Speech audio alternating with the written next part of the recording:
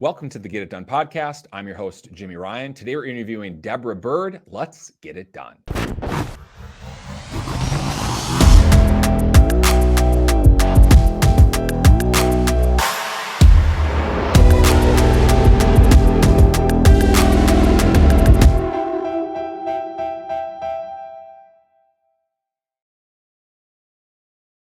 All right, the Get It Done podcast is sponsored by Team Get It Done. And today we have a real special treat. We have Deborah Byrd, which I know you as Deb X for whatever reason. I always pictured Deb X just because of, That's my stage name. The wild side, Yeah, and look, we're going to get into that. But you are the CEO of Plug and Play SM, helping loan officers create excellent social media content.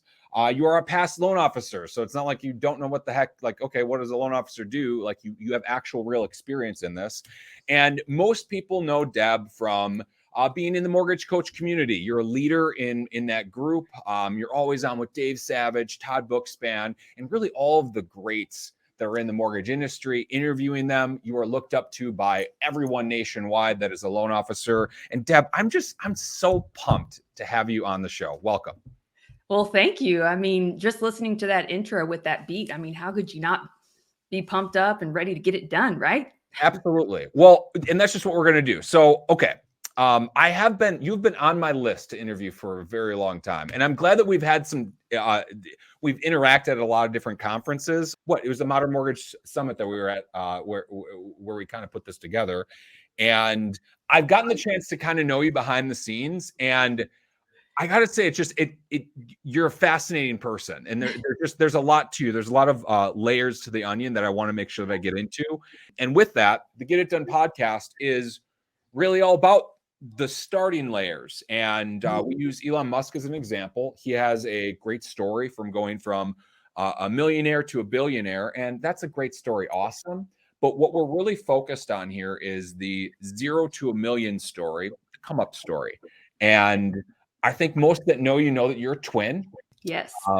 But I'm the much younger version of 12 minutes. You kicked her out before you wanted to stay in. Yeah. Well, I always start this out with how did your life start? Where were you born? What were your parents like? And what were those first early years of your life like? Oh, Lord, you guys better grab some popcorn because this is, never judge a book by its cover. I think a lot of times people will see. So Denise Donahue, the mortgage nerd, is my identical twin. And ironically, we were delivery table surprise twins. So for any of you who have kids, imagine that your spouse or you are pregnant and the whole time you're told there's just one baby. So you get one name picked out, one crib, one room. And it wasn't until actual delivery. So my mom was giving birth to Denise. I won't go through all the details, don't worry. But then that's when she was like, I'm feeling another set of contractions. And they were like, oh no, that's normal. It's the afterbirth. Well, no, it wasn't normal. It was me. And so that's why 12 minutes later out I came. And they went back and they looked, and there was only 2 sonograms then, which I'll be 40 this year. So they just didn't do them a whole lot, but we were perfectly lined up. So it looked like a shadow and our heartbeats were in sync. And so I really think, we were raised in the North Texas area. So Dallas, we grew up there our entire life. And from about 6 months old and on, my mom then struggled with schizophrenia and bipolar. So she was the chief of marketing. She was like a badass in marketing and sales for a female at that time, which was really rare. And they said that, I can't remember, it's the genotype or the phenotype, but you can carry the gene, and sometimes traumatic stress can ignite certain genes. Wow. So who knows, could have been, delivery table surprise twins, being the breadwinner of the family, that she just, that gene was ignited. And she was in and out of different mental institutions and psych wards, and to the point where my dad got full custody of us. It was a long custody battle, because back then for a man to get full custody of 3 girls, that is very rare, because my older sister is 4 years older than we are, and we were babies. Like, the law doesn't even have code for children under the age of 3. It's kind of a gray area because you're usually nursing and whatnot. But so we're really fortunate where we were raised by our dad from a young age, but then out of all of us, for some reason, there was just something within me that was like, I want to continue with this relationship with my mom. And so I would find rides to these different psych wards or have my grandparents take me. And that's when I really fell in love with humans. Just, it was kind of like that Patch Adams moment. If you've ever seen Patch Adams with Robin Williams, I love that movie. But you look around and it doesn't matter if you're white, black, green, tall, short. It's like everybody wants the same thing. We all go about it in different ways. But I just would study and I would watch from a young age. And so long story short, we were raised by my dad basically as the boys he never had. So we were in sports and, he was very trusting of us. Like he wasn't like that mom that goes through your backpack and tries to find all your notes, but he had very high standards and expectations. Long story short, he inherited quite a bit of money, never paid inheritance tax, and had never been taught how to manage money. So by the time we got to middle school, he had filed bankruptcy and he was struggling. And we went from being the rich kids to then the poor kids. But, we had to wear that mask. We would never ask for help. In fact, that was kind of a sign of weakness that our dad taught us you don't do. But that's really where our passion also came about, with wanting to help people manage their money. And, maybe our story would have been a little bit different had he had a little bit more help. And so we did end up losing our home.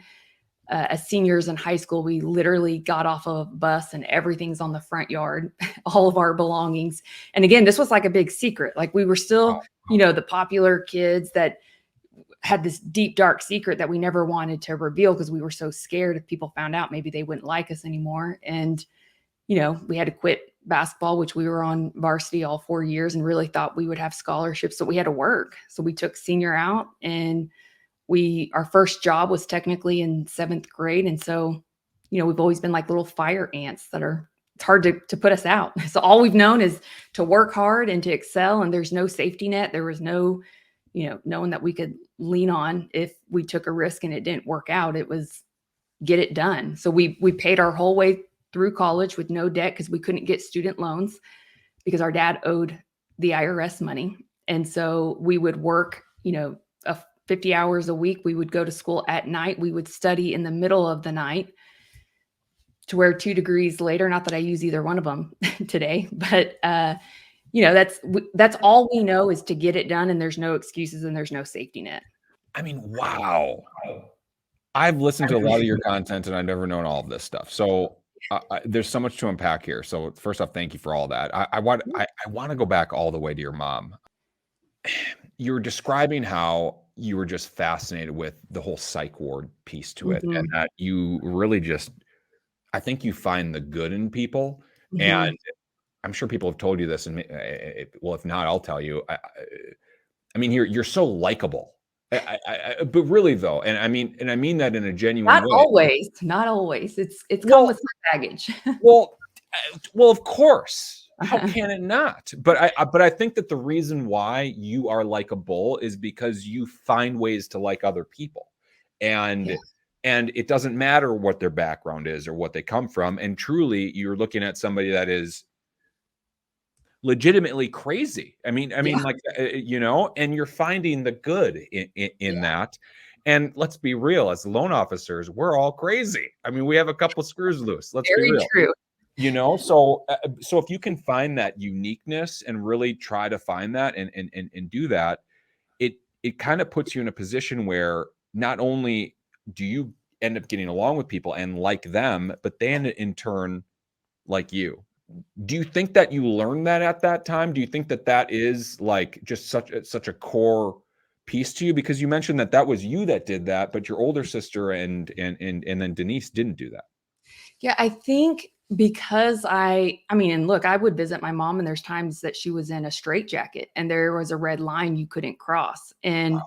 I did get to a point where I started to feel a lot of pressure and responsibility, which I had to work through, that I couldn't make my mom happy or feel loved. And there were times I would go visit her and, she would still be upset because my sisters weren't with me. And what it ended up creating within me is this, am I not enough? Like, am I not good enough? Like, I am going through hell to be here. Because my family, they also, not that they weren't supportive, but it was almost like I was betraying the Donahue family every time I would go to see mom. And when I would come back, they would claim I would have this chip on my shoulder. But what it was is I almost felt like I was beaten up emotionally and mentally. And sometimes that was self-induced, of just, all I want is for her to be happy and to feel loved. And I'm sacrificing to be here, and I'm getting my ass kicked when I get home and feel like I'm betraying them. And it's still not enough.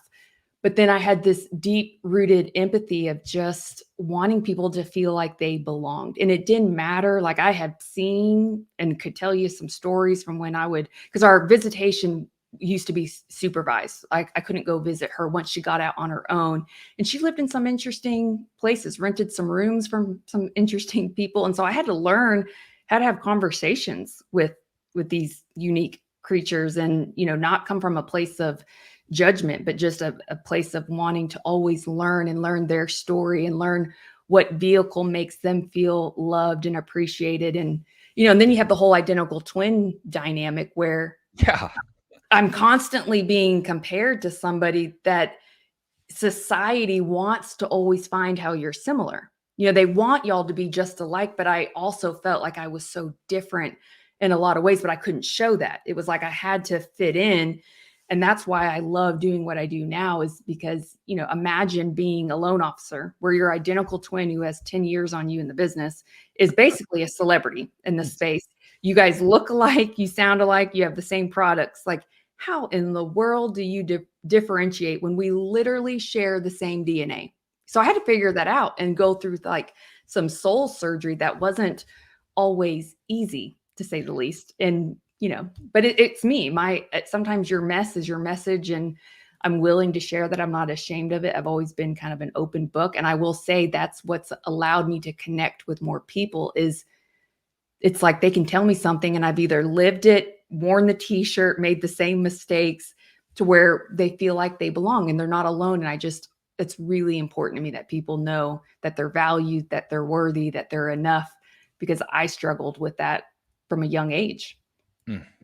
You're basically like describing why I do this show, like Yes. all of those things. And I think you heard me say that when Yeah.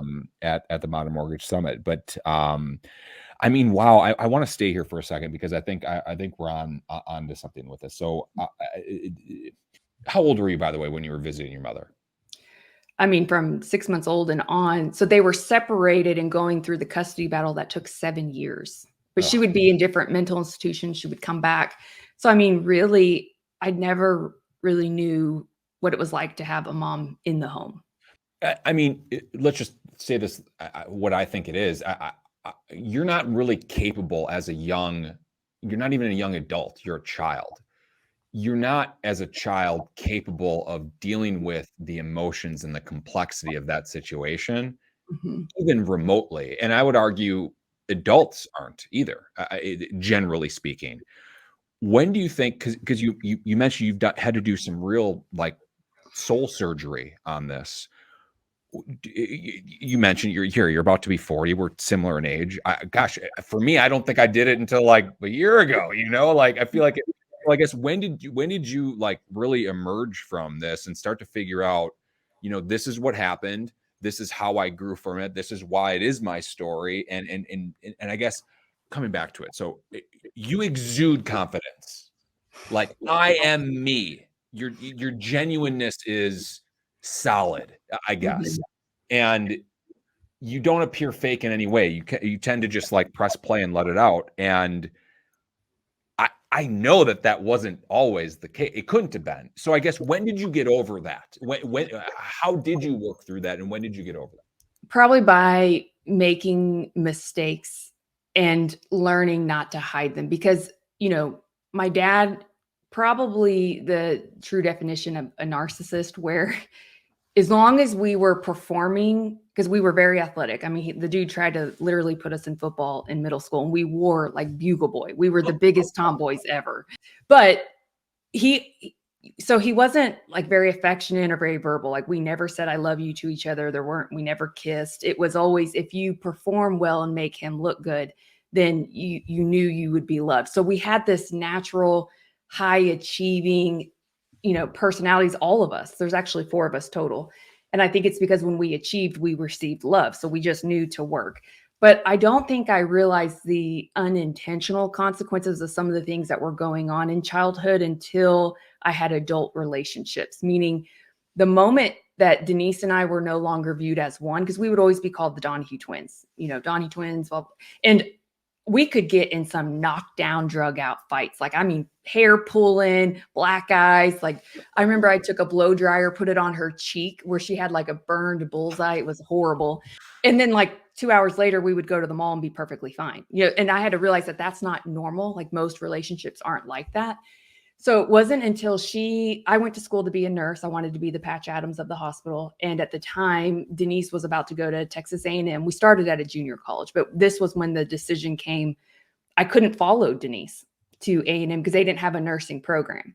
And she was always the more dominant twin, which I will say, having that label. So if you're someone out there who has twins, don't label your twins as this is the dominant one, or this is the quiet one, because we end up playing into those roles of the labels that people give us. And so I was the very timid, shy, quiet. My dad bought me a book in 7th grade about don't sweat the small stuff, because I would, overanalyze everything. And like, I remember even taking the state exams for school where I could literally justify every answer being correct. But so it was like learning, well, which one's most correct most of the time. And oh, by the way, I would make sure everybody had their pencil and an eraser before I ever started. So I wouldn't always finish my exams either. But so as I became an adult, I went to college, and my dad ended up moving back in with me. That's kind of a separate story. He now lives in the Philippines, but I was dating a guy for 4 years, and I got married to him. And I knew it was like 30 days after. I was like, this isn't going to work. I think what I wanted and what I was after was just like the groom on top of the wedding cake to make me feel complete and to maybe adopt his, family to make my own. But I knew from like a core alignment, it wasn't going to work. And so the day that I got divorced, it was like the worst day of my life, but also the best day of my life, because I could finally admit I'm not perfect. Yes, I got married. I should not have gotten married. And it wasn't until I started making those mistakes where I was like, okay, like the mask can come off. But until I left my sister's mortgage team and I hired a business coach, he was from South Africa. He had worked with, Zig Ziglar and Stephen Covey, had written a lot of those programs. And he was very unique in the sense that he led with personal development, and he allowed you to, we would get in some knockdown, drug out fights of just, I did not realize how much my story was protecting me. And I was so convinced that this is what was real, and that I was so authentic, and I was this giver.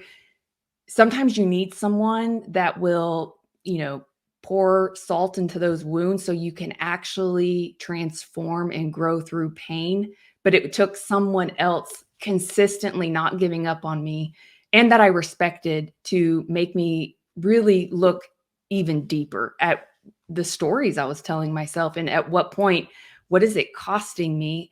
And just because I was super successful in mortgage and making all of this money, deep down, I hated it, because I didn't feel like I was living my greater purpose. And so it was this, we call it a hollow victory of just feeling empty, yet you're achieving. And so that's when I was like, I've always been a human connector. I love psychology and sociology and technology, which is really what marketing is, and learning, how to teach others how to find their uniqueness and be okay with going on social. Because that's the biggest thing, is valuing your opinion over others. To share your voice online is scary. My gosh, what if people tell you you sound stupid or you look horrible? And I get hate, like, trust me, I get some hate comments, but you learn to just have empathy for those people, because I was once those people who would get triggered by certain things. And until I did the inner work, I didn't realize they were literally just chains holding me back. And it was me in the way the whole time. Yeah.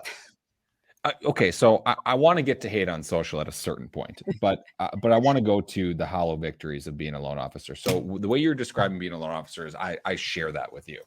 Mm-hmm. I've considered getting back into it and being a loan officer again for me. And the moment I do, I get the feeling that I felt when I was at my absolute top, which is you described it as empty and hollow. And I mean, I don't think I've ever shared this on the show, but I mean, Deb, I would literally walk the beach every single day. I would go out to dinner, go out to lunch, I'd go out to a restaurant like 3 times a day. I had a beach house. I had a beautiful like, checkbox, just kind of like you, like, hey, I got married, check this box. But man, if that life isn't on purpose, if you're not actually checking your real box underneath all of that facade, you're not living a great life. You're not actually happy, and you're not really capable of it given the circumstance. Mhm. And I want to stay there for a second. So I guess you noticed 30 days in. That's really incredible. I guess Mhm. because it's incredible in a lot of ways. On a positive note, it wasn't 30 years.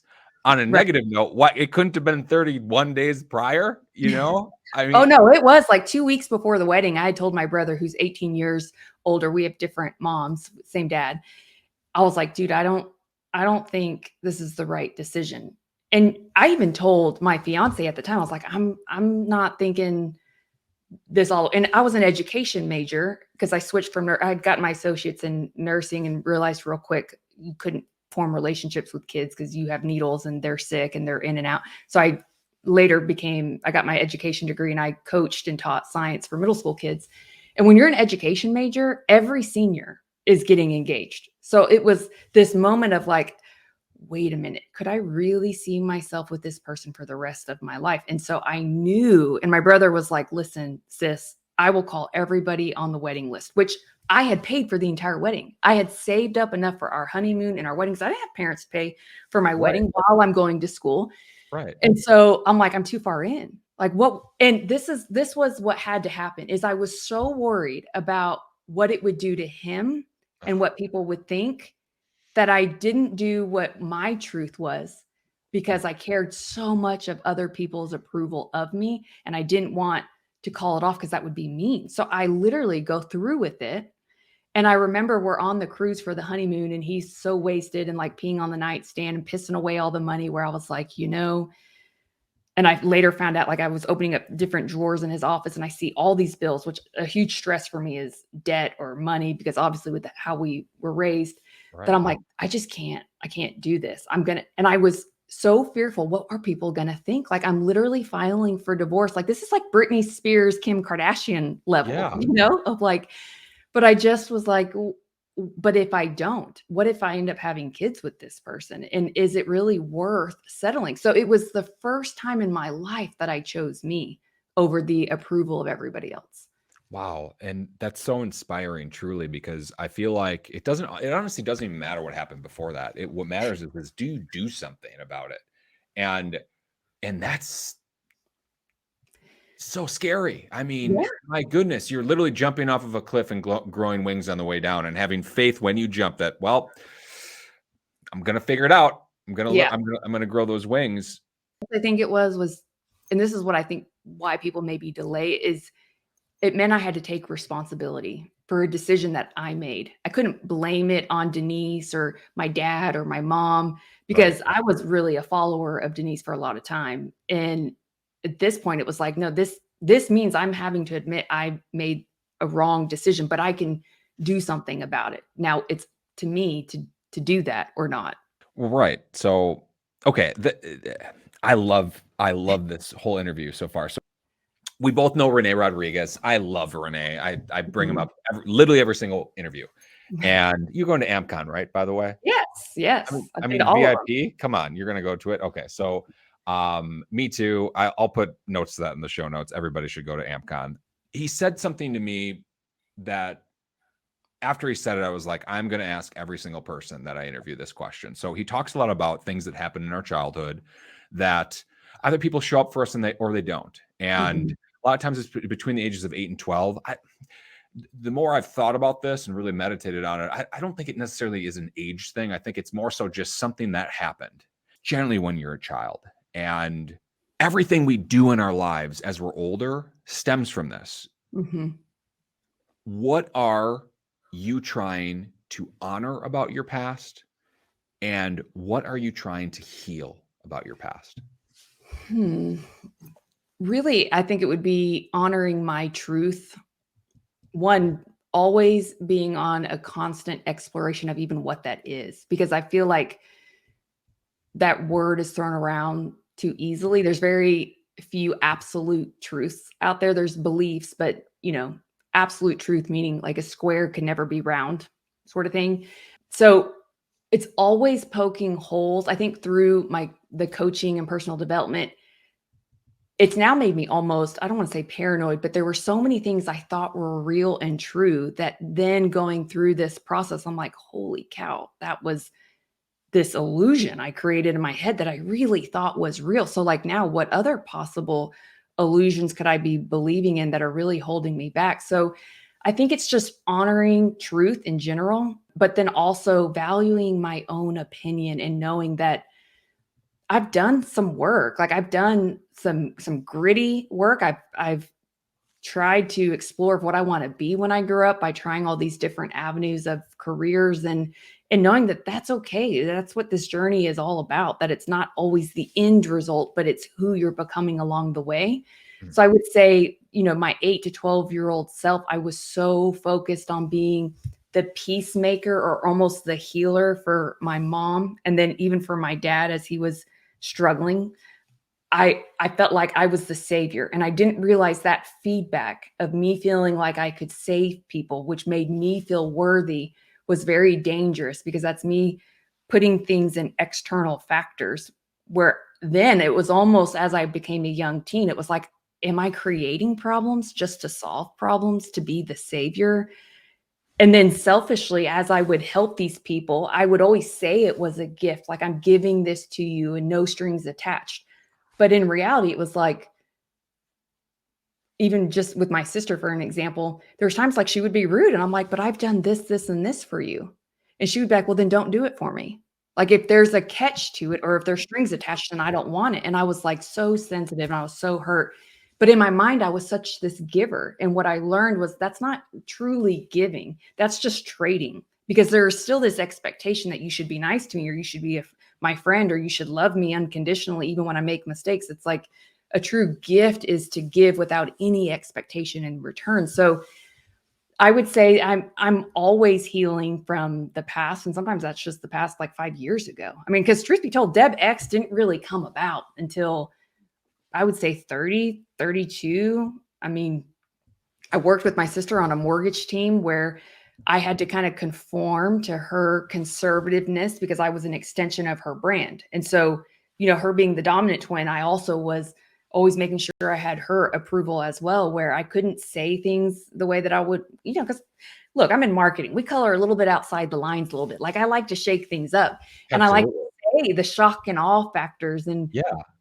I also, saw my mom borderline probably be a prostitute. I mean, she was just very kind of hippie. Like I remember she had this sculpture on her desk with the chick with big boobs and it said "Think Big." I mean, that's the kind of, and then my dad was like this womanizer because he had all this money when we were younger. And so anyways, I like to just talk about anything and everything. And that wasn't always okay with Denise. Like Denise didn't always reveal things from our personal life just because she didn't feel like it was necessary. She was much more logical and she was great at it. Like I'm talking a loan officer who's the mortgage nerd. That is your girl. You want someone who wants to get to know your people and get them to feel connected. And then it was me, to the point where I created my own Instagram account called Deb X, which doesn't exist anymore. But that was like my real private life Deb that would share funny memes and like inappropriate jokes. And it was the real me, but I had to keep it private for only certain people because God forbid someone find it and then judge Denise for it. So I felt responsible again for her success and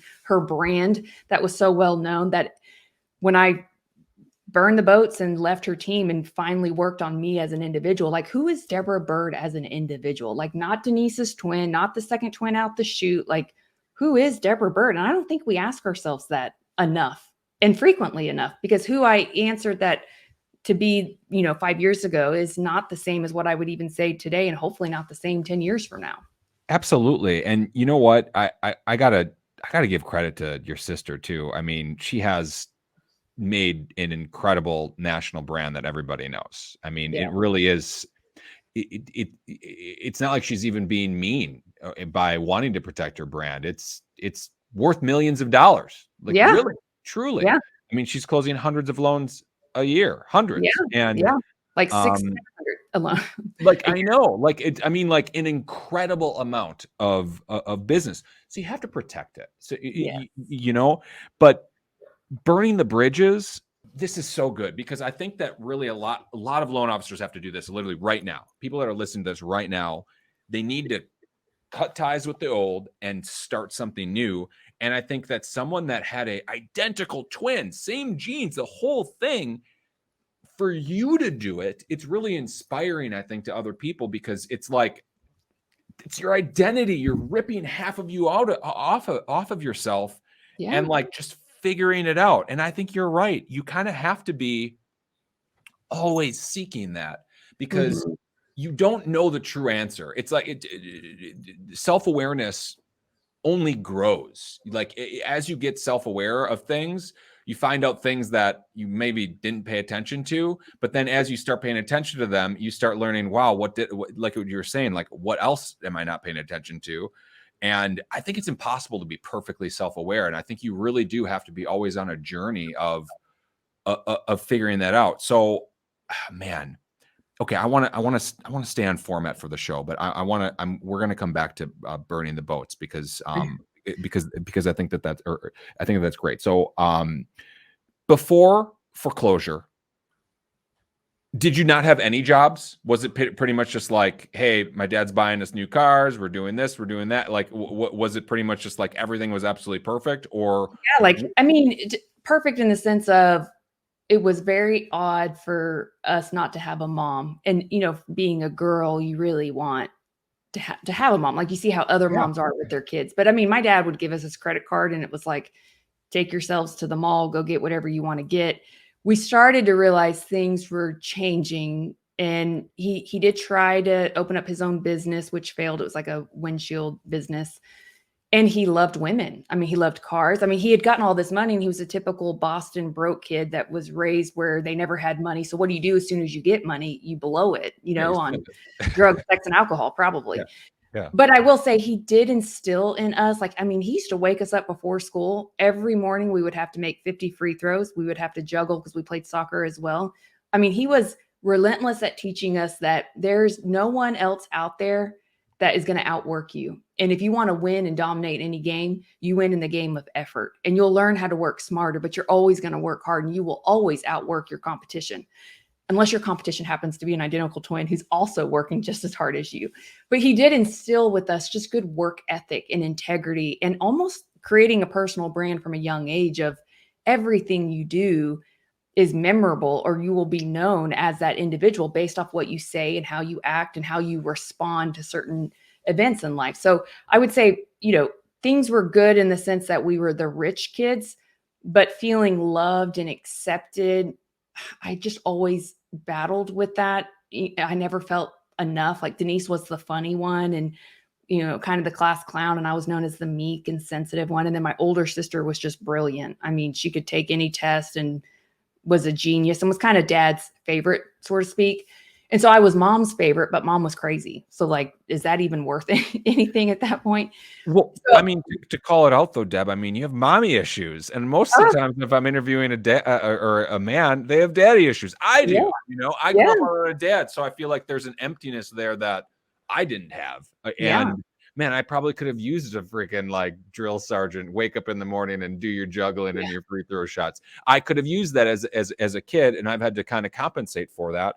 But I think on the same end, on a woman's side, I think that there's an equally feminine piece that maybe you've had to overcompensate yeah. for just to kind of have. So But you know what's interesting with that though is I still feel like it comes down to choice because you have here Denise and I, same food, same experiences, same education, same environment, but we're very different. And so at some point there is a certain level of responsibility of choice. And so there's been studies before with other identical twins where their dad was an alcoholic. Our dad was not. But And then later in life, one twin became an alcoholic and one twin didn't become an alcoholic. And when asked why they are the way they are, they both had the same answer: because of my dad.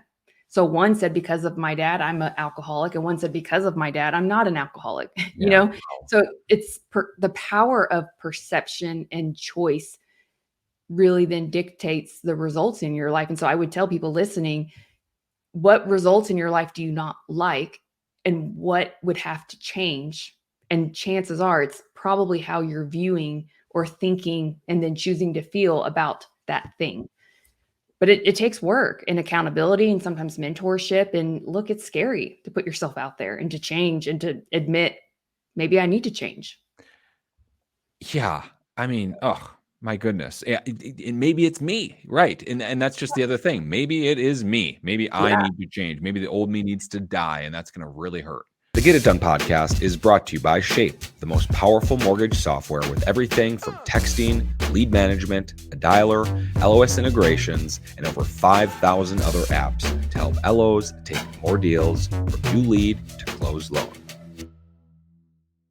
So, okay, foreclosure happens. I got to work. Shoot, I got to quit basketball. My whole entire life is changing. I mean, how dramatic as an 18-year-old must that have been? But I guess here, I ask this to everybody, and maybe I'm kind of going surface level with this, but what was your first car? And I want to know what your first job was. But I also, I also want to know what you did at 18 after foreclosure.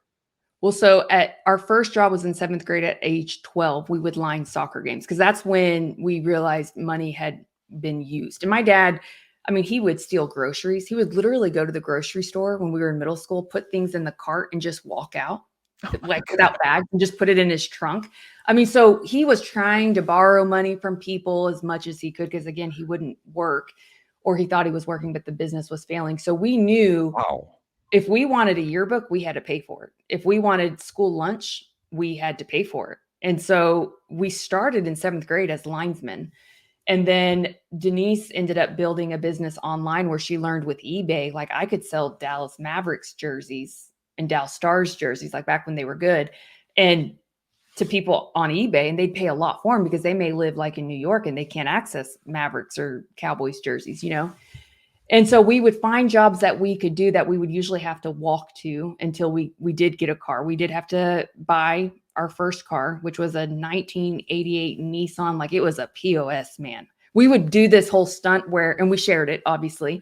But like every time we would start the car, the antenna would come out and then it would fall off and it would like dangle. So our thing was, I would hold the antenna while she started the car and like pretend like I'm messing with my shoe, because again, we couldn't let people know. And I would hold it down so it wouldn't fall out. And so anything we had, if we wanted to go to prom, we had to buy. I mean, that was just it. And every day for lunch, we were too proud to get the free and reduced lunch. So I would have a bag of puffed Cheetos and chocolate chip cookies. I don't know how we're not obese and like super unhealthy, because we were super athletic too, but it was $1.10 every day for lunch. And we would, try to get scraps where we could. Otherwise, my dad would just steal food, and it would be like cereal and ice cream. Literally, I remember eating Cinnamon Toast Crunch on the reg and peanut butter and jelly sandwiches, which I still love. But then high school comes, and my brother had just started a pool business. He was a fireman for all of his life, and a great fireman for that matter. Never went to college. And he was trying to get full custody of his two girls, which they had said, if you're a fireman, you can't get full custody because you're gone every third day. So he had started a pool company, and I was his first employee. We worked out of a small little storage building. This was starting at age like 16, 17. And we built it up to where, even today, he's the third top ranked pool company in the country. And that's where I really learned about business and marketing and, just CRMs and lead generation and sales. I mean, I remember my first, like, we didn't have the iPhone with maps. So I would have to make copies of a Mapsco. And I remember I would copy a page, and so he would know how to get to the appointment. And it was like the top right-hand corner. And he was like, dude, sis, you have to copy the next page, because I don't know how to get there when it's just like the top right-hand corner. And so I worked MapQuest, right? I mean, yes, yep. And I remember printing those out. I mean, You had The to. struggle was real. You had to like have that thing in your car and, you know. Either that or you have a freaking map where it's like pages and you're opening it up. And I mean, my goodness, can you imagine Yeah. all the things kids now or Oh, like Gen I Z know. doesn't ever have to think about? It's incredible.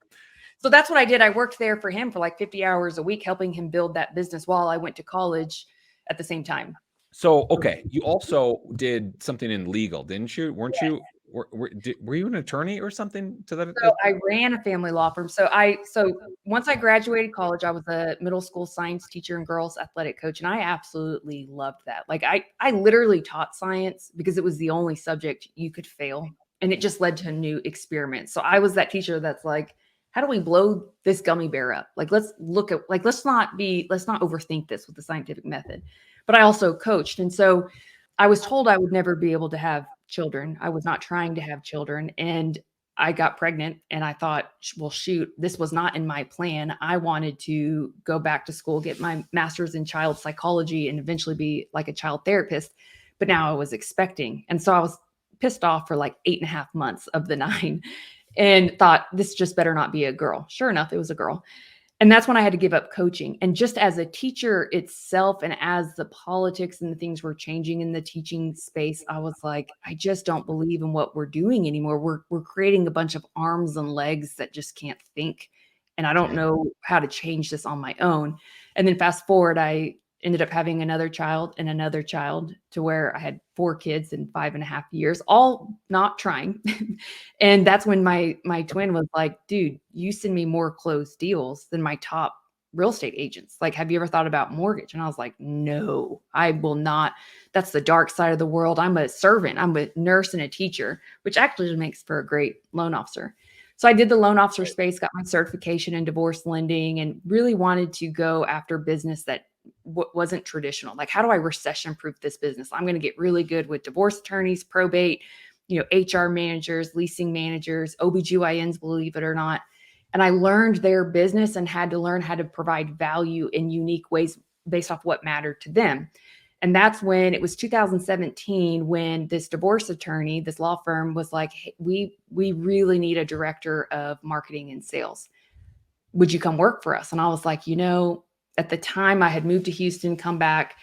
And when I moved back from Houston, I chose not to be on my sister's team, which caused a wrench between she and I. And I was like, how are we going to both be in the same area?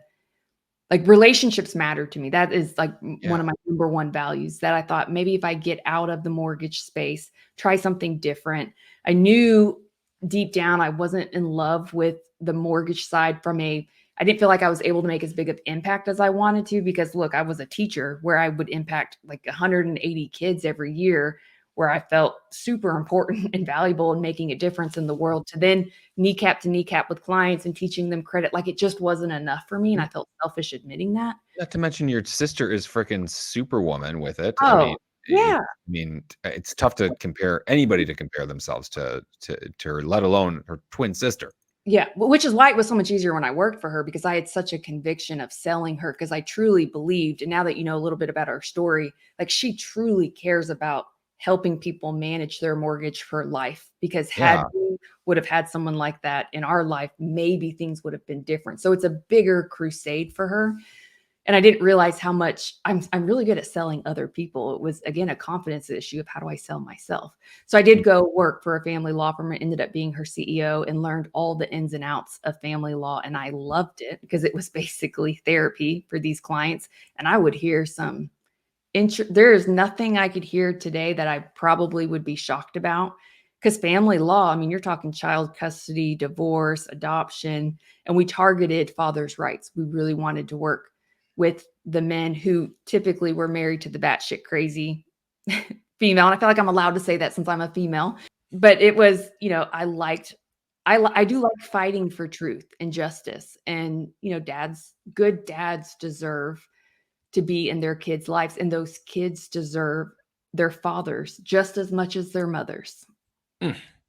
I mean, my goodness, why don't you just tell me something that I want to hear? I'm like basically crying over here. Like, my goodness. Yeah, because you know what? Men in divorce are underserved. I'm sorry, but it's just the truth. Mental illness going through a divorce is just like, I heard somebody describe divorce as comparable to stage 4 cancer. It's true. It is. It's like death. It is like death. And when you're a man, it is so easy. I'm just saying, I'm sure it's hard for a woman too. But when you are, I'm sure your mother didn't start out crazy, you know.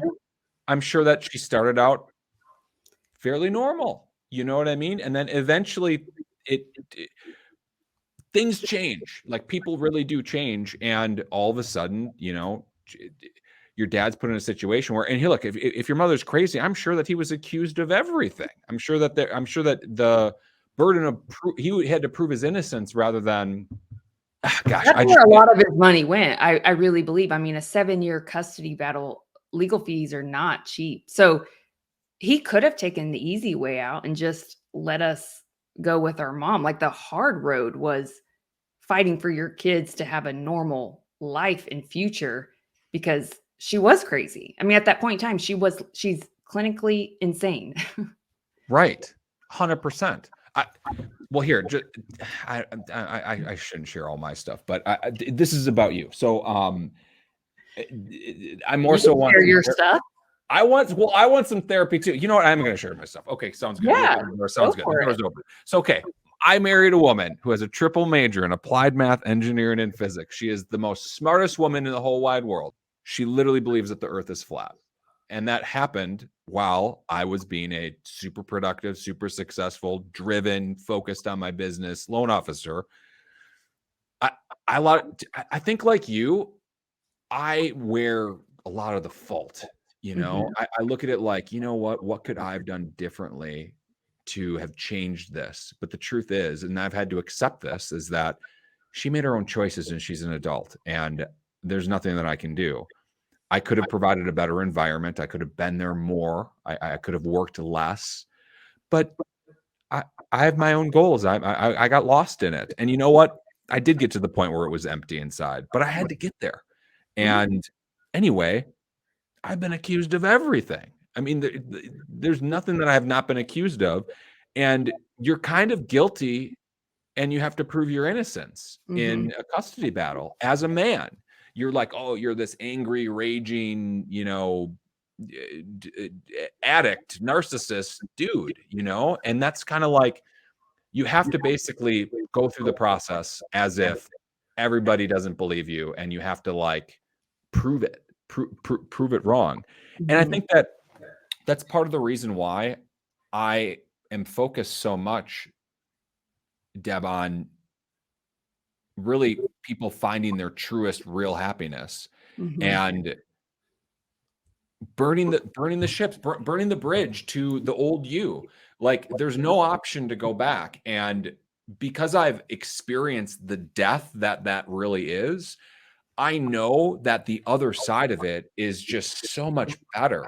It's not even, it doesn't have anything to do with money. It doesn't have anything to do with all the fake things that I think people really chase. It has to do with contentment, pressing play on you, and not having to worry about, like, I don't give a shit what somebody thinks about me. And I should probably more than I do, but like, it's because I've worn the facade and I know what the end of that is like.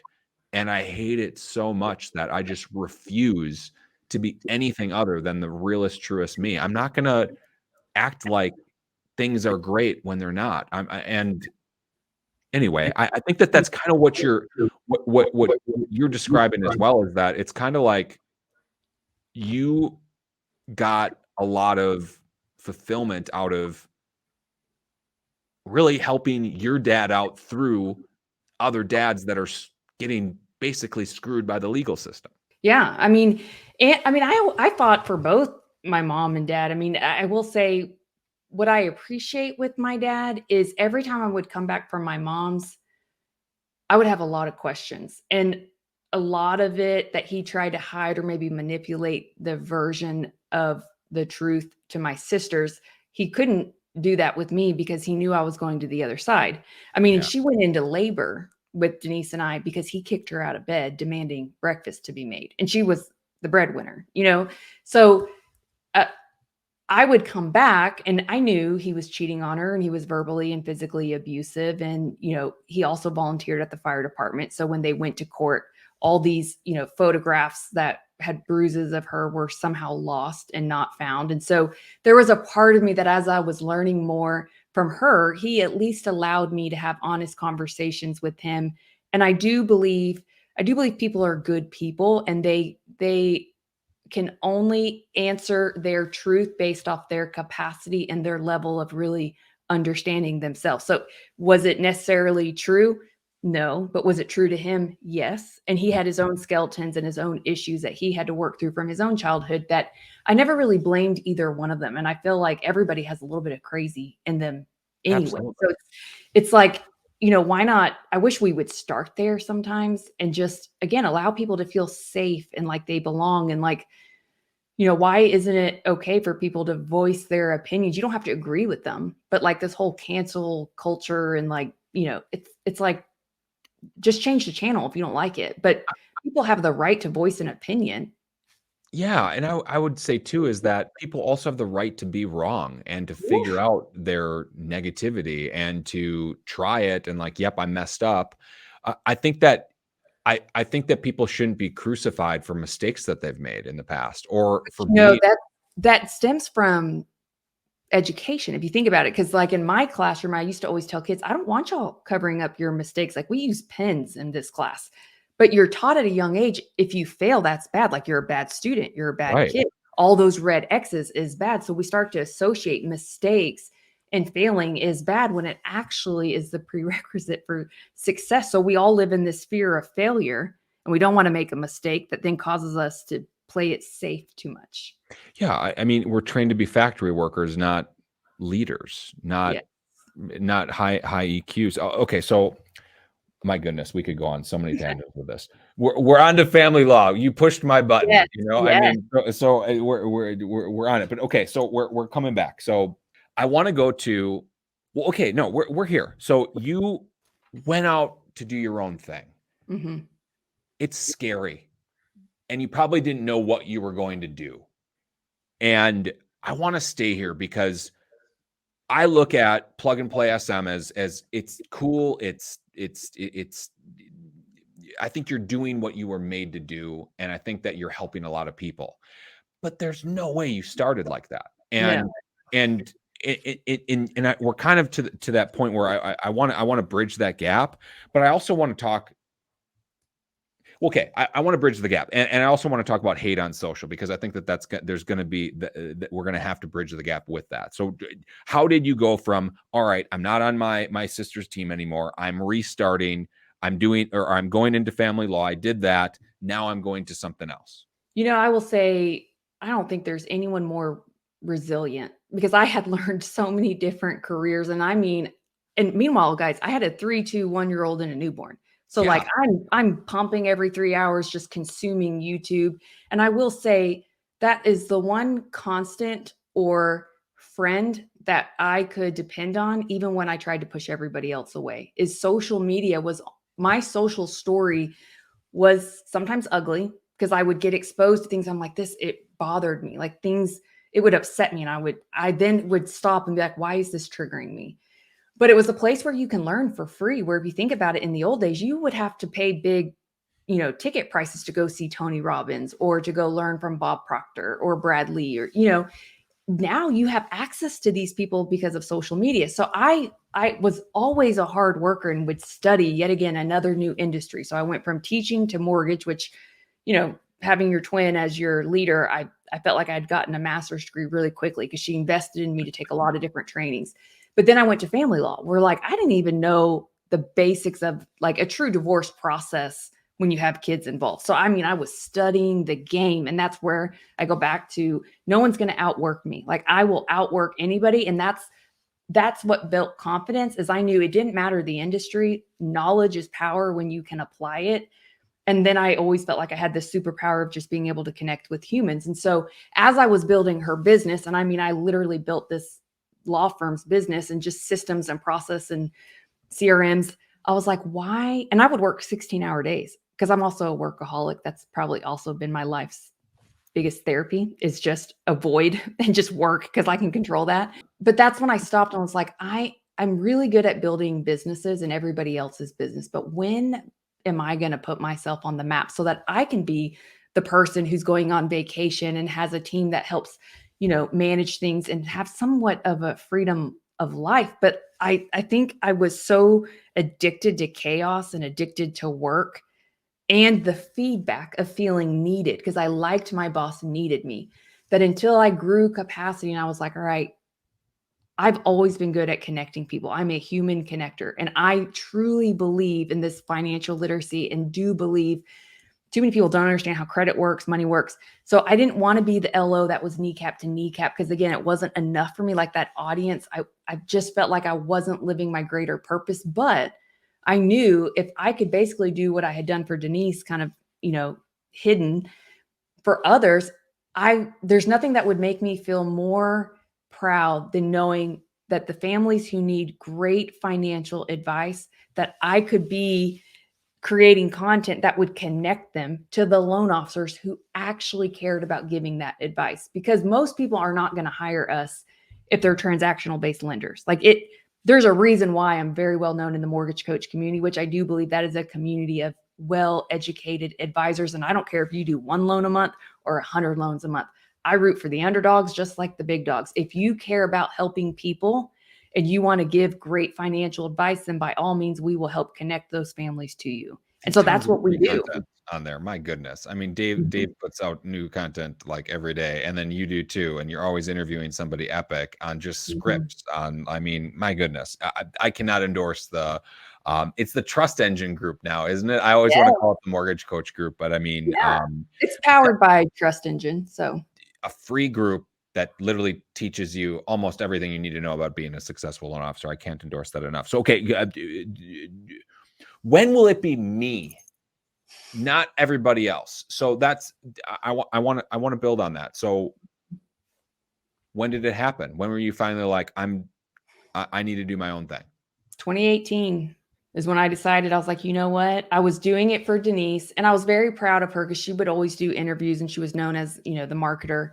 And as our relationship got better, which it did as soon as I went to the law firm, I would do her social media and craft strategies and while doing it for other real estate agents. So I always had like multiple things going on at a time because, again, I love chaos. Anything to keep me busy, right? Yeah. Avoid dealing with myself. But she then said on the Modern Mortgage Summit, whenever the very first one was, that, that her sister was actually the one doing the marketing. And I was like, shit, Denise, I don't even have a damn website up. Like people Venmo me right now because I was working at the law firm. And so like quickly threw up a website, which is not ever what you would expect from a quality standpoint of someone who does marketing for a living. But it just goes to show you how sometimes it's who you know and it's your value of the quality of your work that it doesn't matter. Like I'm talking, I didn't even have a system in place of how to get in like payment. I was literally Venmoing people. And so it just shows when you're really passionate about something and you finally go all in on you, I've never had a safety net. I guess my safety net was other people's businesses where I knew I would always have a job, but I just got tired of being a slave to someone else's job that once again was not putting my own, purpose and greater potential out there, that I just was like, I'm going to go for it. Like, why not? I know I have to bet on someone. I will always swim, like sink or swim. I will always swim. I don't know any other way. I mean, for sure. And you kind of have to force yourself. You kind of have to throw yourself off to find out to swim. And I want to capitalize on this. So it's not so much what you do, it's who you are. And that's just what it is. Like you're jumping out and you're swimming. Like like I'm going to the deep end. I'm going to jump in, and I've never drowned. So I'm going to do it. And which I don't think I could even be where I'm at today if it weren't for Dave Savage and Todd Bookspan, who saw something in me even from an early point where they allowed me to co-host on this show. Like I will forever be grateful for those men who, and again, sometimes it means somebody else seeing something in you that they believe in you for you to believe in you. And Denise was always that person for me, and Dave and Todd too. And look, that wasn't a long time ago. Actually, I promoted the first Modern Mortgage Summit interviewing Dave Savage, and Dave is one of my most played interviews of all time. Wow. And what an incredible story he has. It was 2021, so it's not that long ago. I mean, Yeah. it's not that long Yeah. ago. And 2018 wasn't that long ago either, for that matter. 5 years. And Okay. that was largely with real estate agents. And that's when I was like, you know what? There's a reason why I'm not a loan officer anymore. I don't like working with real estate agents. I like working with loan officers. Me too. Like, I don't Yeah. want to be one. I like working with them. So I mean, it's just like, and okay, another story. But I want to go to hate on social. So okay. Okay. Deb, I've talked to people that don't like you. And you know why? Because they don't know who the heck you are at all. Yeah. And I'm sure, look, same for me. I know there's a lot of people, there's plenty of people that don't like me, but they don't know me either. You know what I mean? Or my why or my purpose, anything else of that. So you're going to get hate on social media. I want to talk about it though, because Deb, you're a beautiful woman. I mean, I'm sure people don't like you because they think you're better looking than them, or look at her, she's only getting that job because she looks good, or like, I just like, here, I want to call this out because Yeah. I am sure that you have heard all of it. So I want to just like, what type of hate do you get? And look, this is meant to be encouraging to people because Mhm. man, I get it a lot. And I tell you what, it affects me, even though I shouldn't let it. But how does it affect you, and what type of hate do you get?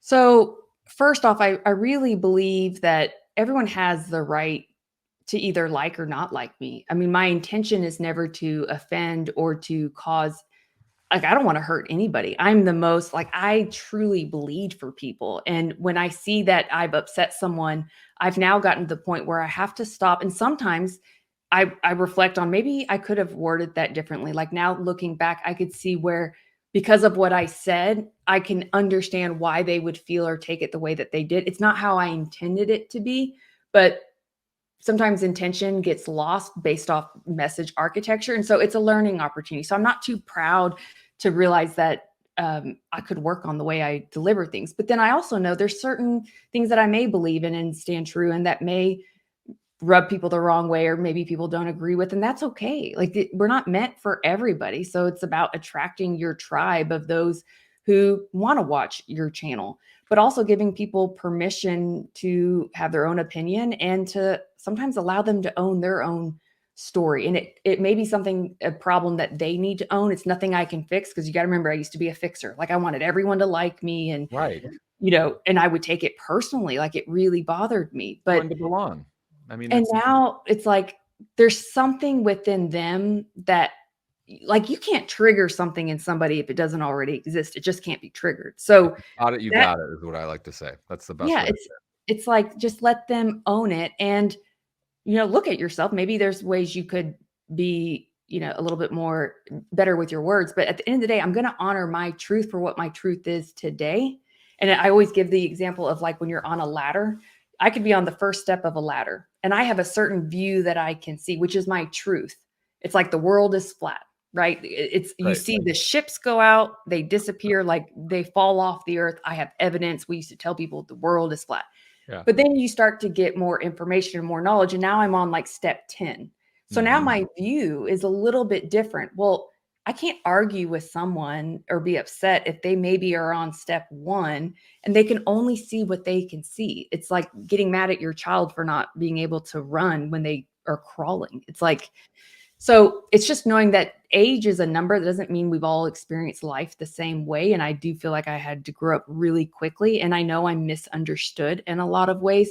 But if people knew and trusted my motive and my heart, then they would understand nothing that I do is ever to intentionally upset or hurt anybody. And I'm the most open person, I like to believe, of being able to really question my own thoughts and beliefs, and maybe adopt new ones, because I'm always asking questions. And that's been from a young age. I've always just been curious and inquisitive and willing to learn and just seeking truth. I think that's the deeper piece to it. And then to kind of go more, I don't know if it's surface level. I don't even know how to describe it, but you tend to post things that can sometimes be very provocative. Yeah. And look, but this is what I like though, is that it's your truth. It's who I am. And it's almost like stick your middle finger up and like, I don't care if you don't like this. This is who I am. Unfollow me if this really does. So like at one point you're like, look, I'm going to learn from your hatred towards me. I'm going to learn from your critique or being put off by it. But what's the line of, but I don't care and I'm going to do it anyway? I mean, I feel like as long as you're honoring your truth and you're not conforming just for likes or clicks, and I would say that's where too many people don't realize the real why behind their posting. Like, why is it that you're on social? What are you really doing it for? Is it for likes? I used to be that way. I would put some sexy poses, my tits are out to play or boobs are out to play, and I would post it and I'm refreshing. I'm just calling it what it is. And I'm probably using a filter like on Snapchat when you would have all those filters. Like I go back and look at some of my photos and I'm like, for the love of God, could I had made one post without that damn filter that takes all your wrinkles away? But I wanted the likes. I wanted the compliments. I didn't, back then you would have asked me, I would have said, that's not true. I'm not looking for the compliments. But now that I've gotten a little bit older, I realize I sure was. Like there was something lacking from within. But I would just say, there's things that I do post, and it is to create that interruption of a pattern of thoughts. Like, I do believe women can love their body and be sexual, even if they're married and they're a mom. Like you can still be that bad girl that your husband wanted and desired, even though society likes to make you think that only the good girls get chosen and get married. And so the moment you become wife or mom, then you got to be a dead starfish in the bedroom or something. But, anyways, But 100%. Well, 100%. Because here, gosh, there are two posts that come on top of my mind. One was just on your story. I think it was recent too. You posted like, hey, I'm cycling through pictures at like my son's parent teacher conference. And there's a thing of breast implant picture going up. And then there's one of you in a bathtub. It's National Bath Day. And it's like, whatever. It's like, there's nothing wrong. Like, there's nothing wrong about it. Like conceptually, it's like literally you're in a bathtub and there's bubbles everywhere. It's just like, that's it. Like, you're not seeing anything or whatever it is. Don't go stalking Deb's freaking social now. But no, Deborah Byrd, ladies and gentlemen. Likes. I want those vanity metrics. Yeah. No, but like, I would argue that's more so just like what you're saying. Like, look, you don't just want to be a dead fish. Getting married doesn't make you different. It doesn't make you like this. All of a sudden, I'm this saintly person. You're the same person in a lot of ways, but like, I think you're almost leveraging it in a way. And it's not necessarily,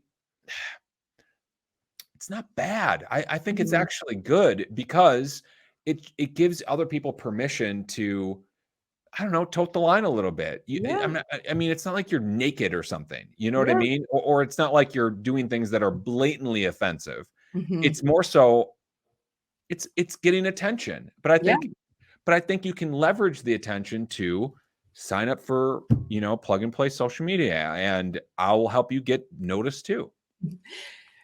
Maybe not always in the bathtub with bubbles, but the reality is I feel like with social, the one thing I don't like is it does become the highlight version of most people or the filters. And I was guilty of this. And so I want people to feel safe enough to actually say the things that are unspoken about, like even money. Like, let's just take money for an example. That is, you are not supposed to talk about money. Your kids, if they ask like, how much money do you make? Like you tell your kids, you don't ask people that. You don't talk about it when you get married. It's like this thing that I'm like, what if we actually talked about the things that you want to talk about and we don't just walk the line because that's what somebody deemed as acceptable? It's like, you should have permission to talk about, and trust me, like I sat at divorce consults, like when people were the most broken and didn't ever think that there was hope. I do love giving people hope too, because I've been broken. Like that's what I meant by I've had to start from ground zero multiple times and I would always get back up and be thriving. But I love just taking those stories and I'm like, what would have had to have gone on? Like, what if you would have spoken up sooner? What if you would have told your mom X, Y, and Z? Like I've had 3 family members also commit suicide and they were all within 5 years of each other. And my niece, she was a kid and that was the most painful one. And her note that she left behind was about living your life, like quit doing things for other people. And she had a rough life, but it just makes you think what had to have gone on that would have, in her perception, things were that bad that she would take her own life when you have the world ahead of you at, 16, 17 years old. It's like, but there's people out there, Robin Williams, who you would think that everything's perfect. They have everything. We have a local real estate agent. He would travel all the time. They made good money, had a beautiful wife, had kids, and he committed suicide. And it's like, that is so scary to me, that there's things that haunt people that they don't talk about, that what are we doing? Like, we're supposed to be here for each other. And instead we keep it PC, or we only share the highlight versions of ourselves, and we don't ask for help because that shows weakness. And I can't reveal my mistakes because, that's what if somebody leaves me? We live in this fear that I want people to really be unchained from that. And I can't do that if I just am vanilla. Because when I do make those posts, like the one where on my explore feed was this chick. It was a plastic surgeon and he was doing surgery. And I was literally at my kid's school at a parent meeting. And when I pulled up the phone to go to my calendar, of course, Instagram pulled up right away. And I was like, holy shit, there's tits on my screen. Like, I'm trying to change it. And I did post it because it's relatable, because that's what makes us connect, is when I find out, oh, your shit's messy too, and the way you think is a little crooked as well. Like, now you're relatable. And I just want people to know they're not alone, because it's the moment we start to think we're alone that gets dark and scary. It's literally like my why and purpose too, is that you aren't alone. You do belong. You do matter. Your story matters, and you're noticed. Like, yes, all of those things have happened to you, and you know what? It really sucks. And like, I feel for you. It matters. It does. Yeah. And that's just real. And I just, anybody listening to this, I want to encourage you, post the thing. If vulnerability is such a crazy thing, it is something where when you're doing it, you feel weak, you feel exposed, you feel just all sorts of negative feelings. But to the person that is watching you be vulnerable, you appear strong, you appear courageous, you appear all of the positive things. And wow, look at them. They're sharing that, and that heals the world. And there are people that need to see you do it, and they need to see Deb do it and Jimmy do it. And truth be told, while I did something that I try to heal, I feel like I struggle with it still. I mean, like, I have so many posts that I could have posted that I didn't do. But when I said my social story of pushing everybody away, because I am one that likes to test, I'll push and push and push. And then it's that self-fulfilling prophecy where I'm like, see, I knew you wouldn't stick with me. I knew you wouldn't choose me for the long haul. Yeah, self-sabotage. My best friend was social media when I was in my bed crying and feeling sorry for myself and playing victim. Like, I remembered and stayed connected with certain people that I would follow on social from just Sales Mastery from 2013. I would see little glimpses of Dan Keller or Dave Savage or, Todd Duncan, and they would have these inspirational messages that would help me in my darkest times. And if it weren't for the Bill Harts and the Todd Duncans and just the mortgage industry, and they're coming from abundance of willing to share on social, that's the power of that one post. I don't care if it gets 100,000 views and 100,000 likes. If it can impact one person who's having that dark moment where you don't know where they're at, and they see that message, because they may be very alone and they may have pushed everybody else away, but you may give that person hope. And so why not share your light or your mess that happens to be the light for other people who may be in a mess? It's like, let's quit with this perfect life and perfect. Like, I'm the most flawed human. I haven't met a single person that's not flawed. I'll tell you that. Why not? Absolutely. And just to capitalize on this, and this is something I think you and I both agree about, being active as we both are on social. It's not about the views. It's not about the likes. It's about the impact you make. And I've heard it described like this. Would you rather have 1 million views or one? And of course, everybody's stereotypically going to pick 1 million. Okay, well, what if the one view was Oprah or Pitbull or the president of the United States? Of course, you'd pick the one. And why? Because you made an impact on somebody that you want to make an impact on. Loan officers, if you get 100 views and they're all home buyers that all want your product and they all want to apply for a loan, and let's just say you had 100% effectiveness, 100 be too much. It would be you wouldn't be able to handle all 100 of those applications. But you know whose life it impacts first? Because we always say we create media that transforms lives, which I do believe all I'm doing is writing a financial mortgage curriculum that's being spread through the vessels of great advisors.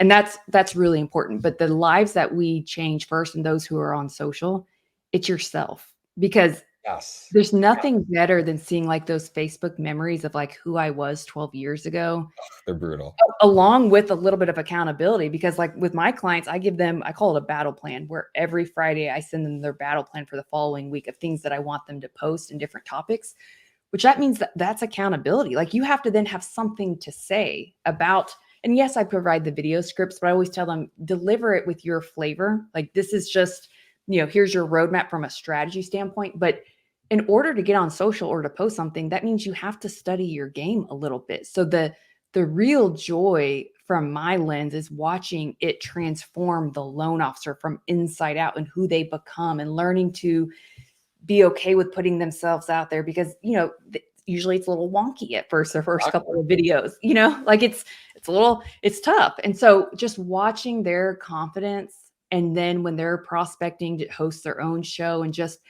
we are their biggest cheerleaders, where I always say it's like that song from Queen where, the "We Will Rock You," and it's Yeah. Brian May is the genius. He was the guitarist who came up with the idea that it was no longer enough just to perform in front of these large audiences. They wanted the audience to feel like part of the production. So he came up with that like stomp, stomp, clap. And I really feel like we're just the stomp, stomp, clap to all these loan officers. We're just echoing or amplifying their greatness, where their audience can now feel not just like an audience or a follower, but like part of a community, all making the loan officer the lead singer. We're just great backup dancers. So when someone signs up for Plug and Play SM, what do they get? So it depends. We have several different packages that are designed for the brand new LO who doesn't have a big budget, that values social and values, financial literacy. We basically created solutions that it doesn't matter if you do one loan, if you do 1,000 loans, if you're a team, if you're a solo, or if you just need a scheduling tool to now help you distribute, backed by artificial intelligence. ChatGPT also integrates, but it'll synthesize your data and analyze for every different type of post you could make: a reel, a carousel post, a static image. It will auto post for you on all the platforms based off when your audience is most active, so that the post you're making has the most visibility possible. So that's a tool that we sell just on its own that any industry can benefit from. But then we also have different, social media packages for any type of LO, and we don't discriminate. It's not a matter like it's not just the rock stars. I actually like to root for the rising stars and the little guys sometimes.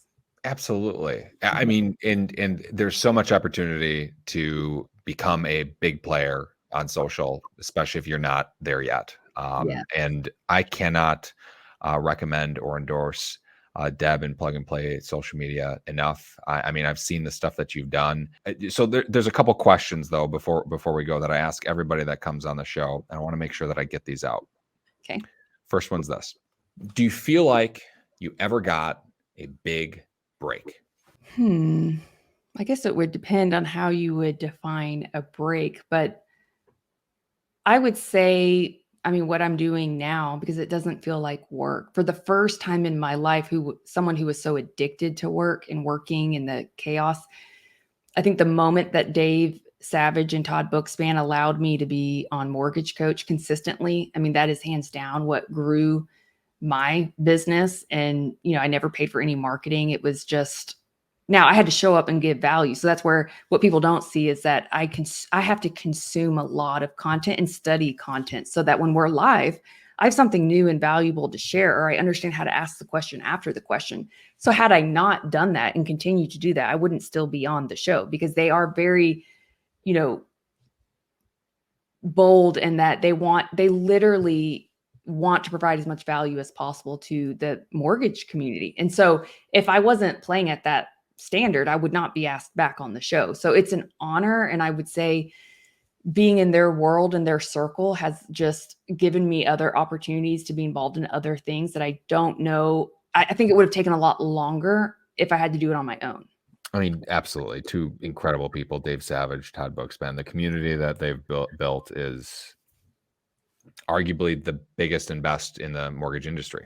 From two dudes that just have such pure intentions and motives. Like they are just evangelists to loan officers everywhere. 100%. Yes. All right, next question. If you were to do it all over again, Deb, what would you change? I don't know if I would change, because every step and every pain was just a portal to transforming to who I am now. I wish I could have seen that sooner, but I'm really grateful for all the wrong choices I made. I always tell, like, Denise made every right turn, like, and seems to have made, it was a much easier life. I would say easier in the sense that she didn't have as much drama. I was the drama one. I made like every wrong turn, but I'm grateful for that because it's made me who I am today. So I don't know if I would change anything from the past. Well, you're just so relatable. I mean, but really though, so many people have made the same wrong choice. You've made so many mistakes. You are relatable to everyone. Well, I kind of feel the same way. I'm kind of like, I'm just for all the other misfits in the world, like, welcome. Deb is here for you. Right. You couldn't have failed harder than me. So welcome, I mean, that's kind of the way I feel too. So, okay. But then somehow people still don't like me, like somehow that still rubs people the wrong way, which I know. I feel you on that. All right. Next one. Was there ever a time, Deb, you felt like giving up? Oh, a million times. Are you kidding me? I mean, I remember crying in my room as a kid and never feeling enough. And is it ever going to get easier? And what if people found out the truth? And then getting married and knowing the pit in my stomach of like, what am I doing? I know this is wrong, but I did it. And so that also feeds yourself conscious of your failure. Like no one else may believe it, but it doesn't matter what anyone else believes. It's what you believe about you. I mean, there has been multiple times where I've just felt like the pressure. I mean, also of a family of 6 when I was married and had 4 kids and grinding 24/7. Like, can I just get a damn vacation? Like, when is it going to be enough? Like, when can I catch a break? It just felt so hard. And, I'm grateful for the hard times and I'm thankful it's a little bit easier now. But, I still go through my moments where I doubt and wonder like, oh, is this person just messaging me because they just want to get to my sister because everyone, loves them. Like I still have my own insecurities by all means. Like I literally was recording a podcast with Denise yesterday and I'm looking at her and I'm like pulling on my face. Like, I hate my hooded eyes. Do I need like my brows lifted? Like I feel like I look tired compared to you. Like, are you doing something to your face?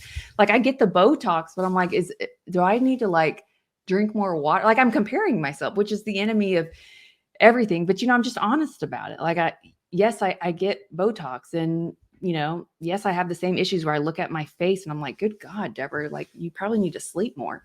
But what?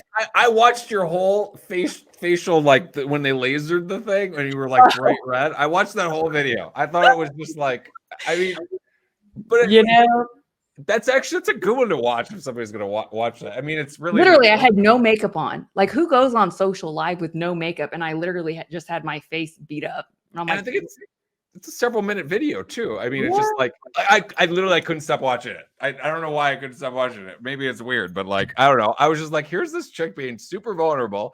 And like, you only see you on, if you're seeing like mortgage coach community type stuff, you have your makeup on, your camera ready, you know what I mean? Hair done. Oh, I definitely have that like appearance filter on Zoom, which ladies, if you're watching this, like there's an appearance touch up, which I know I shouldn't care, but sometimes a little bit of, let's take these fine lines and my huge pores. Can we just blend them a little bit? So you better believe I still, use some of those features. It doesn't always look like this. Like when I wake up in the mornings, listen, I'm a hot sleeper and my hair is naturally like wavy. It's not pretty curly and it's not straight. So this looks like Albert Einstein in the mornings. Like it's just hot and like, it is not a good look. So, All right. Oh my gosh, that's so funny. All right. So final question. Yes. To set it up, there is a young Deb out there. Mm-hmm. Maybe they're an identical twin. Maybe they grew up with divorced parents. Maybe they were tomboys dressed in Bugle Boy. Maybe one of their parents was clinically insane. Maybe they struggled with feelings of being not enough, feeling like they don't belong. Maybe they were quiet and timid. This sounds like a great Bumble profile for the record. Oh Just my kidding. God. Oh my God. Actually, now that you say that, that's actually really funny. Would you not interrupt me? I'm setting it up still. Sorry. Let me frame. Go ahead. Let me frame. Maybe their dad is waking them up in the morning, making them shoot free throws, teaching them how to be relentless, that no one will ever outwork them. Maybe they're driving their 1988 Nissan around with the antenna falling out.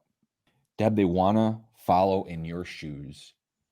What advice would you give to someone looking to get it done? Learn to constantly reflect and fall in love with you. Like, you've got to learn what your truths are and live your truth. Otherwise, you will feel robbed of that. And the only person robbing you is you. So learn to study you and be okay with making mistakes and failing as long as you're honoring yourself. But it's a constant hunger of self-improvement, self-awareness. Never give up on hope. Sometimes hope is just hold on, pain ends, and it will end, but you can't ever give up. And so go all in on you, because it's about you. And when you're coming from a full cup, and as you continue to grow your capacity, so as that cup gets bigger, that means the more you can give, but you can't give from an empty cup. And the hollow victory life and wearing the mask and pretending, it's soul destroying. So the quicker you can take the mask off and learn to live your truth, whatever that is today, and give yourself permission to allow that to evolve, because it will. That's all you can do, is control the controllables. Wow. That's just epic. That's Deb. And for the record, don't put that on your Tinder profile. I don't know if you'll... or your Bumble or whatever. Yeah. So Deb, this has been an epic interview. I'm so thankful that you came on, and for your vulnerability as well. I think that's just, I mean, this is why people love you and watch you. And look, I want to thank our audience for joining us as well. And if Deb, if somebody wanted to reach out to you to connect, what would be the best way for them to do so? So, obviously social media. My preferred poison at the moment is Instagram. So you could always go to my personal Instagram is Deborah A. Byrd, and it is spelt the long way, Deborah, and Byrd is with a Y. You can email me marketing@plugandplaysm.com. You do spell out the and, it's not the symbol, or even our website, which is plugandplaysm.com. All right, awesome. And I encourage everybody, definitely follow Deb. I love just watching your story. It's just always, you're always doing something with your kids and doing something epic. And I appreciate your vulnerability. It's a really cool thing to see. All right, this has been the Get It Done podcast. You can find us on Apple Podcasts, Spotify, anywhere that you listen to podcasts. And if you've liked what you've heard today and you want to support the show, tell a friend, write us a 5-star review. All those things make a huge difference in helping us reach more people. Once again, I am Jimi Ryan. This has been the Get It Done podcast. Thanks so much for listening.